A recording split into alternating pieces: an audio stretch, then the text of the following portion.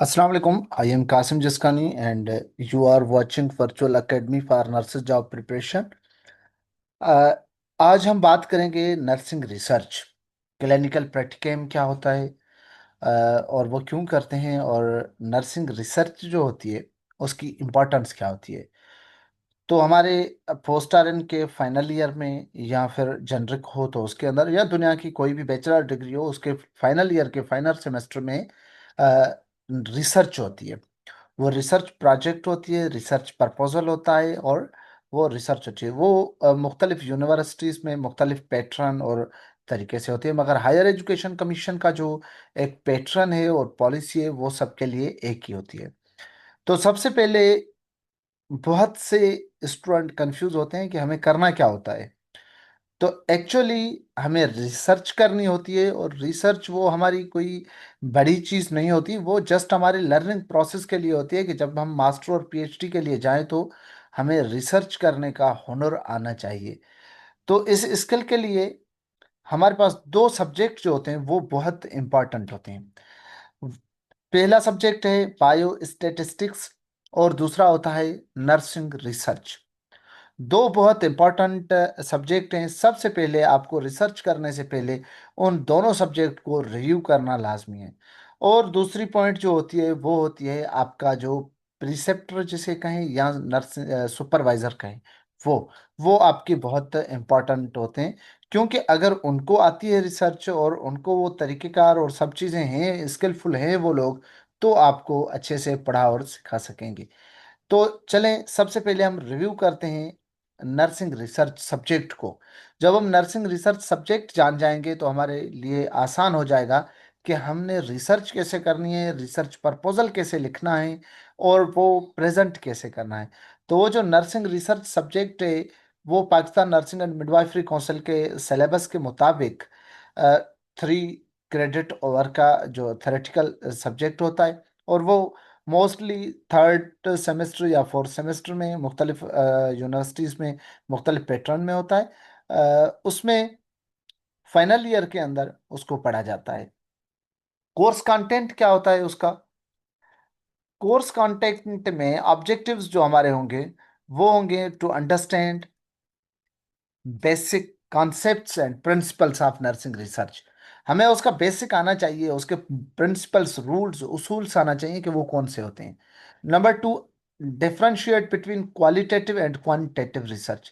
दो जो रिसर्च की टाइप्स हैं, क्वालिटेटिव एंड क्वांटिटेटिव, वो आना चाहिए कि ये होती क्या है। To learn steps of research process. Research का प्रोसेस कैसे होना चाहिए, रिसर्च जो हम करते हैं उसको प्रॉब्लम आइडेंटिफिकेशन कैसे करें, आइडेंटिफिकेशन के बाद जो है वो डिसेमिनेशन कैसे करें, और उसको रिसर्च रिसर्च को स्टेप बाय स्टेप कैसे करना चाहिए। To develop skill in literature review. Literature review को करने के लिए स्किल आना चाहिए, डेवलप करने ये पढ़ने के दौरान।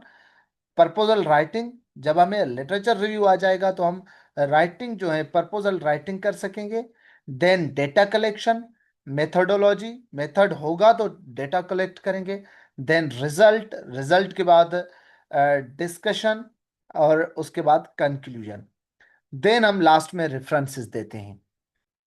उसके बाद है to understand ethical consideration in nursing and health research.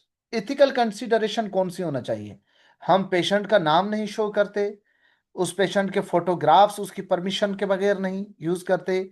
हम जहाँ पे रिसर्च कर रहे हैं वहाँ पे जो इंचार्ज हैं उनसे परमिशन लिए बगैर हम नहीं करते। ये इसकी इथिकल कंसिडरेशंस होती हैं। To prepare nurse for evidence based practice. आजकल दुनिया में जो इम्पोर्टेंट चीज है वो है एविडेंस बेस्ड प्रैक्टिस, EBP। जो हम प्रैक्टिस कर रहे हैं उसके लिए जस्टिफिकेशन होना चाहिए, एविडेंस बेस्ड जो है वो जस्टिफिकेशन से होना चाहिए। मेन कोर्स कौन से हैं जो हमने पढ़ना चाहिए तो हम काबिल बन सकेंगे कि हमें रिसर्च करें और करने के काबिल होंगे। इसके लिए मेन कोर्स का जो कंटेंट है वो है इंट्रोडक्शन टू रिसर्च, जिसमें हम डेफिनेशन पढ़ेंगे रिसर्च क्या है, इम्पोर्टेंस पढ़ेंगे इम्पोर्टेंस क्या होती है, और स्कोप उसका क्या है नर्सिंग फील्ड के अंदर। Research versus evidence based practice में क्या फर्क होता है। जो चीजें रिसर्च की गई हों उनको जो अप्लाई कर सके हम उसको हम कहेंगे एविडेंस बेस्ड प्रैक्टिस। तो इस चीजों को समझना और पढ़ना है। Research problem point two. Research problem, पहले तो हम रिसर्च करने के लिए प्रॉब्लम ढूंढें। प्रॉब्लम मिल जाएगा तो हम फिर आइडेंटिफाई करके प्रॉब्लम और उस पर रिसर्च करेंगे। और वो जो स्टेटमेंट हम लिखेंगे उसको हम कहते हैं स्टेटमेंट ऑफ प्रॉब्लम और problem statement. Research problem statement जो हम इंट्रोडक्शन के अंदर लिखते हैं। देन ऑब्जेक्टिव्स बनाएंगे और हाइपोथेसिस बनाएंगे। उसके बाद है रिव्यू ऑफ लिटरेचर। हम लिटरेचर को रिव्यू करेंगे कि जिस टॉपिक पे हम रिसर्च कर रहे हैं उस टॉपिक पे जो लिटरेचर ऑलरेडी कहीं पे रिसर्च की गई हो है वो मौजूद है, तो उनको पढ़ेंगे वो क्या है उसमें अंदर जो है। फिर हम रिसर्च की टाइप देखेंगे कि प्राइमरी रिसर्च है, सेकेंडरी रिसर्च है, वो डेटा जो हम लिटरेचर रिव्यू कर रहे हैं वो प्राइमरी डेटा है या सेकेंडरी डेटा है। उसके बाद how to critique research article. फिर हम उसको रिसर्च आर्टिकल की क्रिटिक लिखेंगे और पढ़ेंगे समझेंगे। देन है रिसर्च डिजाइन। रिसर्च डिजाइन के अंदर हम डिस्कस करके आए दो मेन होती हैं, qualitative and quantitative. Quantitative research experimental भी हो सकती है, नॉन एक्सपेरिमेंटल भी हो सकती है, सर्वे बेस्ड भी हो सकती है और डिस्क्रिप्टिव भी हो सकती है। और क्वालिटेटिव जो रिसर्च होती है वो फिनोमेनोलॉजी होती है उसकी, ग्राउंडेड थ्योरीज होती हैं, इथनोग्राफी, केस स्टडी, ये जो आती हैं चार चीजें वो क्वालिटेटिव रिसर्च के अंदर आती हैं। तो मेन इसका एग्जाम्पल होता है क्वालिटेटिव रिसर्च का केस स्टडी। और सर्वे, डिस्क्रिप्टिव, एक्सपेरिमेंटल जो है ये क्वांटिटेटिव रिसर्च के अंदर आती हैं। Sample technique. सैंपल टेक्निक हम सैंपल कैसे कलेक्ट करें, तो प्रोबेबिलिटी उसमें कितनी होती है, नॉन प्रोबेबिलिटी सैंपलिंग कितने होते हैं। तो टू टाइप होते हैं सैंपलिंग टेक्निक के, वो प्रोबेबिलिटी है non probability. Data collection methods. Questionnaire के थ्रू हम डेटा कलेक्ट करते हैं, इंटरव्यूज के थ्रू डेटा कलेक्ट करते हैं, ऑब्जर्वेशंस के थ्रू डेटा कलेक्ट करते हैं, स्केल के थ्रू डेटा कलेक्ट करते हैं। वो डेटा में जो है वो इन चार प्रोडक्ट से, इन चार तरीकों से मिल सकते हैं। उसके बाद हम डेटा को एनालाइज करेंगे कि बेसिक स्टेटिस्टिक्स जो है वो डिस्क्रिप्टिव और इन्फ्रेंशियल उस पे हम उसको करेंगे। यूज करेंगे जो हम सॉफ्टवेयर से एसपीएसएस, एक्सेल बेस, या हम बेसिक टूल भी इस्तेमाल कर सकते हैं। इथिक्स इन रिसर्च जो है वो कंसल्ट लेंगे जिन लोगों से करेंगे, हम जिन कम्युनिटीज से करेंगे, जिस वार्ड में करेंगे उसकी कॉन्फिडेंशियलिटी रखेंगे कि वो चीज़ें वो कॉन्फिडेंशियल हो। रिसर्च इथिक्स कमेटी बनी हुई होती है उससे जो है हम अप्रूवल लेंगे। रिसर्च प्रपोजल और रिपोर्ट राइटिंग फिर उसके बाद होगा नाइन्थ स्टेप, और उसमें हम स्ट्रक्चर कैसे बनाए प्रपोजल का, रिसर्च प्रोजेक्ट रिपोर्ट कैसे करें।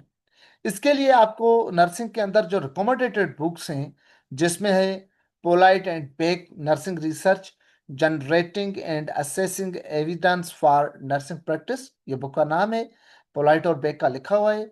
दूसरा है लूप यंडो, वुड एंड हेबर का बुक जिसका नाम है nursing research methods and critical appraisal for evidence based practice. तीसरा बुक जो है वो है बर्न्स एंड ग्रूव का जिसका नाम है the practice of nursing research. ये बहुत इंपॉर्टेंट बुक है, इनका रिव्यू लेना चाहिए। अब थोड़ा डिटेल बात करें अगर हम इन पे, तो जो कोर्स होगा वो पोस्ट आरएन के अंदर थर्ड सेमेस्टर में और बीएस जेनरिक के अंदर जो है वो एट्थ सेमेस्टर और सेवेंथ सेमेस्टर के अंदर होता है, फाइनल ईयर के अंदर। जो कोर्स हमारा होगा वो एविडेंस बेस्ड रिसर्च को एम्फसाइज करेगा। लिटरेचर रिव्यू, स्टडी जो डिजाइन है वो हम जैसे डिस्कस करके आए, सैंपल को इंस्ट्रूमेंट कौन से यूज करने हैं हमने, सारी चीजें हम वो करेंगे। कोर्स का जो आउटकम्स होगा उसमें हम पढ़ने के लिए स्टार्टअप में एक्सप्लेन करेंगे core concept, terminologies and role of research in evidence based practice, formulate and focused feasible research problem with objectives ऐसा टॉपिक ना हो जो जिसमें आप फंस जाएं, जिसकी कोई फिजिबिलिटी ना हो, जिसके लिए आप फॉर्मुलेट ना कर सकें, ऑब्जेक्टिव्स आपके ना बन सकें, हाइपोथेसिस क्रिएट ना हो सके। तो टॉपिक ऐसा होना चाहिए जो फोकस्ड हो, इजी हो, फ्लेक्सिबल हो, और उसके objective. Then conduct a synthesized literature review using credible databases and resources. Select appropriate research design and sample strategies. Develop valid and reliable data collection tools and plans. Demonstrate understanding of ethics, informed consent, confidentiality, approval. Apply basic of data handling and analysis, descriptive, inferential जो भी हो. Prepare a structured research proposal and communicate finding effectively. असे assessment plan कैसे होना चाहिए, वो सारी चीजें।